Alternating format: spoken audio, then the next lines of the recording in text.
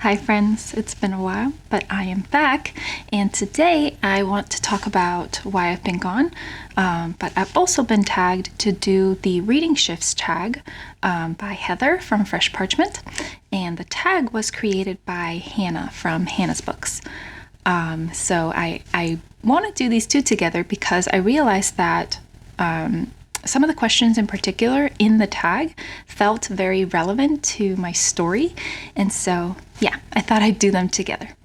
And this tag is really interesting because the premise of it really is to explore how your reading and reading habits have changed throughout your life. And that's just an interesting concept in general because obviously the more you live and you experience different things, you'll have different answers to the questions over time. So yeah, I just find that very cool. But anyway, we can get started with the questions now. So the first question is about how your reading has changed throughout your life. And then thinking about maybe how maturing might have influenced those changes. And for me, I can remember having had books, illustrated books, ever since I can remember, really. And I think for me that was just very special because it really fostered my love for reading, but also for art and illustration. So I'm just very grateful that I had that. But I think I remember very clearly having collections of like abridged classics, and I think that feels very special or particular to my development. I remember having this abridged version of Anne of Green Gables, and I really, really loved it. And then later in grade school, I remember really loving having the scholastic catalogs that you could purchase from in school. I remember loving that, and I think part of the reason that I enjoyed that so much is because when you're pretty little, like in grade school, or at least for me, I mean, this probably ranges a bit, but I feel like you have very little agency when you're a child. And so being able to look at this catalog and I get to pick exactly what I want, it just felt very special and really nice. So yeah, I remember loving the books that I got through that. And a lot of those, for me, a special thing that I discovered through those was historical fiction. And really the covers always caught my attention, and I loved staring at those. So again, I think that art side of things too. But yeah, that's how I discovered my love for historical fiction. I remember I had the book Witch Child by Celia Rees, Daughter of Venice by Don Joe Napoli, and also some of the Royal Diaries series. And I just loved all of those. I read other things too, but I feel like for me, those were very significant in defining my taste. And then in middle school, I remember I read a lot of manga because in middle school, I got very serious into drawing and art. I found DeviantArt, which was an online, I mean, it's still around, but it's not the same as it was then. But it was an online art community, and I just loved seeing the things that people were making, and it inspired me to draw and, dabble with digital painting and drawing and stuff like that. So, and I was very influenced by manga and anime. And so I was reading a lot of manga, and I remember my mom would drop me and my sister off at Borders, and we would just stay there for hours and read a lot of manga. We would also buy the manga, but we definitely read way more than we bought. And then in high school, like so many people my age, the Twilight series were a huge thing for me. I think at the beginning of high school, I wasn't reading very consistently, and I remember so clearly I had my freshman year English class on Fridays. The whole period was for reading, and one time I didn't bring a book, and so a friend of mine let me borrow her book, and it was Twilight, which was a new release at the time, and it really reminded me that I loved reading, and it just got me back on that path. And I think that was the case for a lot of people. So But high school was also a time where I really fell in love with reading classics because I was maybe the odd kind of person that really did enjoy reading a lot of classics in school. And I also read Jane Austen outside of school, and that was a really big thing for me. I did also read YA. I remember reading The Lovely Bones by Alice Sebold and Freaky Green Eyes by Joyce Carol Oates. But I don't know, I did drop off reading a lot of YA for the most part. But towards the end of high school, I remember very strongly having discovered Eva Ibbotson, and I just was obsessed with her books. I collected all of them and read all of them, and yeah. And then throughout college, I did read a lot less, but I remember also that my sister and I got retail jobs, and we were making a little bit of money. And at one point, we both kind of wanted to get back into reading, but we were using our own money. And so it felt like, I don't want to buy something I might not end up liking. How do you pick a book that you're going to love and you're not going to waste money on? And so our answer was to go for classics because we both loved classics and they felt so much safer than other genres, I guess. And so we started collecting classics. And I do remember that very fondly, going to Barnes & Noble and picking out classics from their big, beautiful displays. But I did definitely read a lot less throughout college. And so once I graduated, I remember very specifically feeling like I want to have a reading habit. I want to get into it. I want it to be something that I do pretty constantly. And I was very excited to do that. But I also, again, just felt very uncertain about how to figure out what books I liked. And so I started to do some research, and that is when I discovered Goodreads and also BookTube. And so that's when it all started for me, if you will. Because it just really helped me have recommendations. I just love that. You could find people that could recommend books to you, and that way you didn't feel so, lost in the dark, especially when you're just starting out, sort of trying to figure out what your taste is. But I still read a lot of classics during that time. So I remember reading Villette. And I also picked up How to Be a Victorian by Ruth Goodman. And so that's also when I discovered that I liked nonfiction and especially social history. And then at some point after that, I read A People's History of the United States by Howard Zinn. And that really kickstarted my political awareness. It was a really big thing for me because I think prior to that, politics felt very separate from everyday life. And so yeah, I became very, very interested in reading books that had socio-political topics because I really wanted to learn. That was a big thing that I wanted from my books then, was to be informed and learn about things that I was just, becoming aware of. And yeah, so I remember that was a big thing for quite a few years for me. But I think more recently, I have really shifted in that, and I really prefer to read books that don't mimic my worldview and that are not overly concerned with political correctness, because I really, really love exploring human complexity. And so that usually ends up involving people and situations that are very messy and, just morally gray. I think I've gotten to a point where I am very comfortable and secure in my beliefs. And so I'm not looking for examples to follow or anything like that. So I find it a lot more interesting to be challenged a little bit and to see different ways of being and seeing and living and those kinds of things. And so it's interesting because I think the biggest thing is that I really don't read much romance anymore in terms of genres, but I think also I am a very themes-focused kind of reader, a lot more so than genre-based. So I'm not usually looking for books specifically by genre, unless we're generalizing and saying classics, I suppose. The next question is about whether you find yourself gravitating towards certain books or genres throughout the year, maybe based on seasons or, that kind of thing.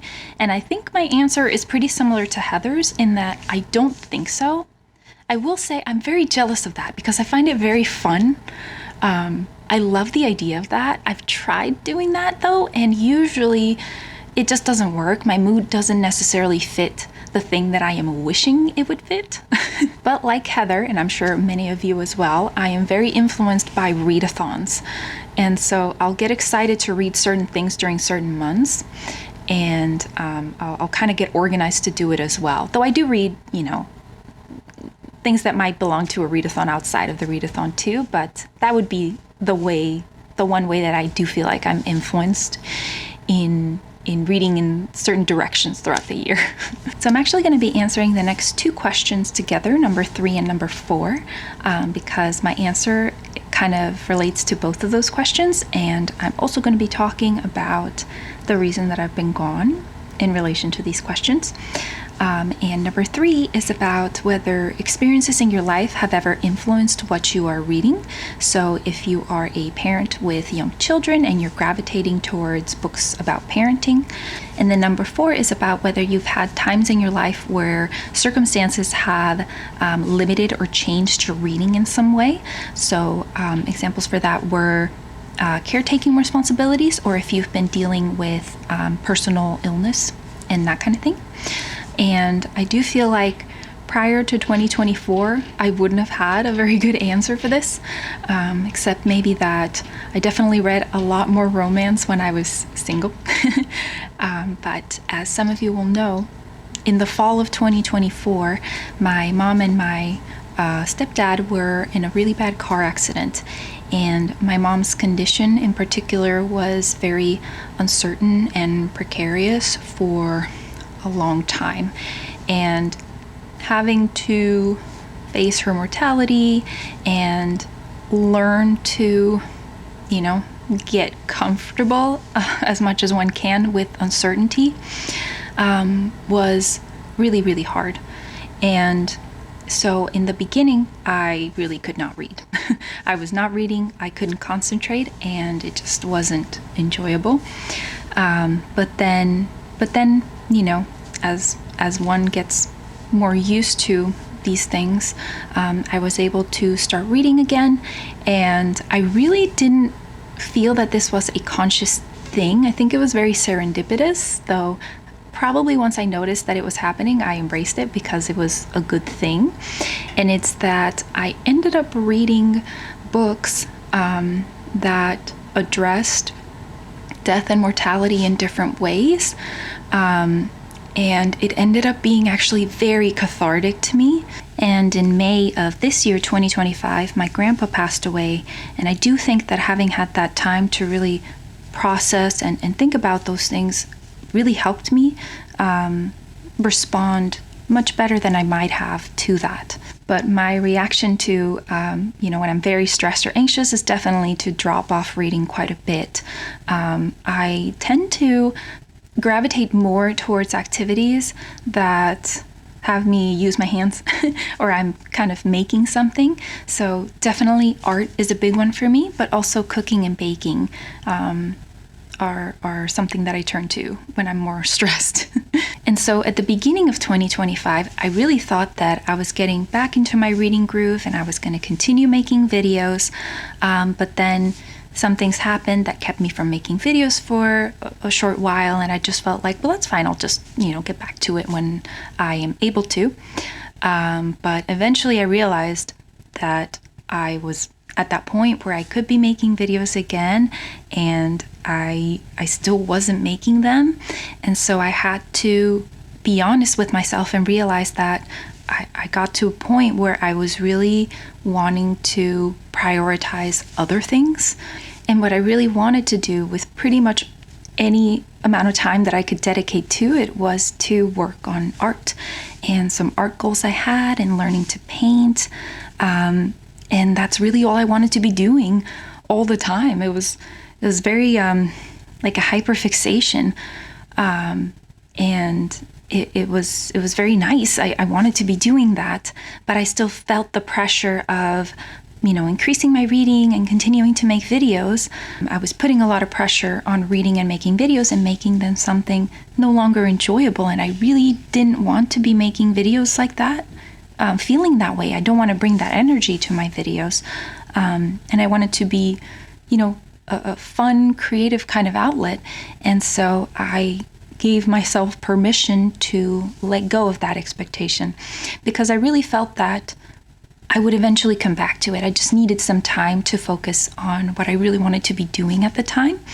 And I'm really glad that I did that, because it really felt like I did the right thing for me. And so that's really my answer with how I dealt with those changes, those challenges, was to really try to be in tune with myself and be really kind to myself and just give it time, give myself time to gravitate back towards reading naturally. And I think that's the best thing I could have done. So more recently, I've been finishing some books that have really been reminding me why I love reading and also why I love making videos. And I'm feeling a lot more ready to make room for those things and find a new way to kind of balance everything. And yeah, I feel like I have more room for other kinds of creative outlets. So that would be videos. Yeah, and I've missed it. So yeah. So the next question is about reading slumps, if you've had them and how you deal with them.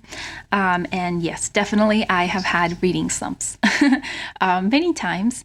And for me, they tend to happen when I am reading a book that I am not enjoying and I am not really doing anything about it. So typically my way to deal with it would be to... Hello. Hello. How are we doing today? So the way that I deal with that is usually to either power through long enough that I can feel certain that I want to give up on a book, or just straight up DNF the book. Because this doesn't tend to happen when I am in tune with my TBR. And so what that means is, if I'm in the middle of a book that I'm not enjoying and I am very aware of this, and this book lined up that I am so excited for, and this one's not working, it is not hard at all to give up on it because I want to move on.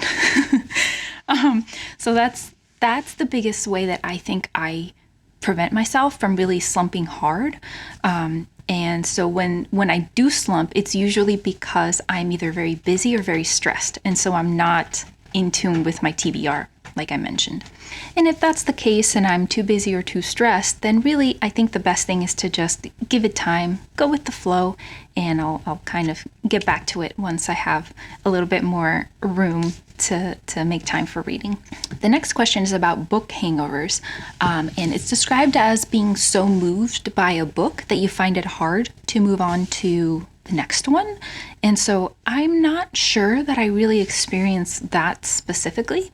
What might happen for me though is if I just read a book that was like insanely good, I don't find it hard to start a new book, but I might have a hard time appreciating it if it's not to the same level of quality and like wowness to me. So I might end up having a little slump just because it's not meeting the expectations that I'm living with after such a great book, I guess. And the last question is about naming something that has kind of remained a favorite forever throughout the years and just feels like the text stays with you and it's just that special to you that it just feels like it'll be a favorite throughout your life, or has remained a favorite throughout your life. And that one is so easy for me. And it is definitely Jane Austen. I think Jane Austen would be, that's my, desert island. Well, if I can have all of hers, that'd be great. Yeah, not just one, all of them. And then number 8 is to tag people, but I'll just say, if you would like to do this tag, consider yourself tagged, and you can let me know in the comments, or just answer the tag in the comments if you don't want to make an actual video, and I will read it. And if you don't feel like answering all of the tag questions in a comment, then maybe just let me know what your favorite childhood book was, or books. Yeah.